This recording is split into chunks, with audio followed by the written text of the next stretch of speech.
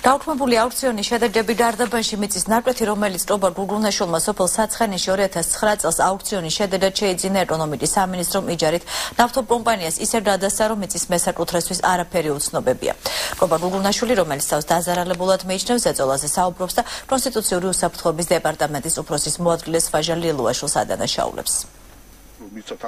კობა გუგუნაშვილი მიწის უკანონო ჩამორთმევის ფაქტზე საუბრობს. ამბობს, რომ 2009 წელს გამართულ სპეცააუქციონზე გარდაბანში 8 ჰექტარამდე მიწის ნაკვეთი შეიძინა. ამავე აუქციონზე სხვა ფართების გაყიდვაც მოხდა. თუმცა მოგვიანებით ეკონომიკის სამინისტრომ ტექნიკური ხარვეზის მიზეზით აუქციონის შედეგი მხოლოდ მის შემთხვევაში გააბათილა. გუგუნაშვილი ამბობს, რომ აღნიშნულ მიწის ფართზე ნავთობის მოპოვებაა შესაძლებელი. მისი ვარაუდით სწორედ ეს გახდა ამ ნაკვეთის ჩამორთმევის მიზეზი. მას შემდეგ კი რაც აღნიშნული მიწის ფართის დაბრუნებასა და მის ოჯახზე ზეწოლა განხორციელდა.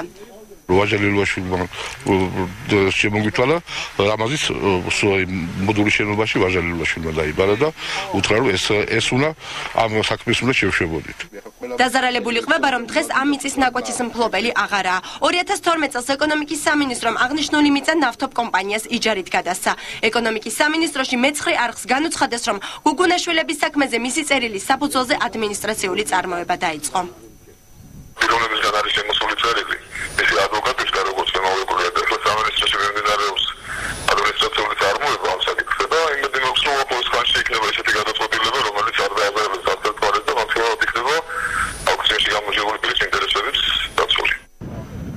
ეკონომიკის სამინისტროს მხრიდან განხორციელებულ ქმედებაში უკანონოს ვერაფერს ხედავს სოფლის იმდროინდელი გამგებელი ვალერი ივანეიშვილი. უკანონო მან არაფერი არ იყო, უბრალოდ შეცდომა იყო ფასი დაფიქსირებული გაზეთში, რაც სამხალხმა გადაიხადა ამ 7 ნაკვეთზე, მაგრამ არ იყო საკმარის და შეაჩერეს წარმოება დროებით ამ ნაკვეთებზე და უთხრეს, რომ გასწორდებოდა ეგ ხარვეზე. საქმე უკვე შევიდა შინაგან საქმეთა სამინისტროში, სასამართლოში თინა ხიდაშელის დროებით საგამოძიებო კომისიაში. კობა გუგუნაშვილი საკუთარი უფლებების დაცვას აღნიშნულ უწყებებში ცდილობს.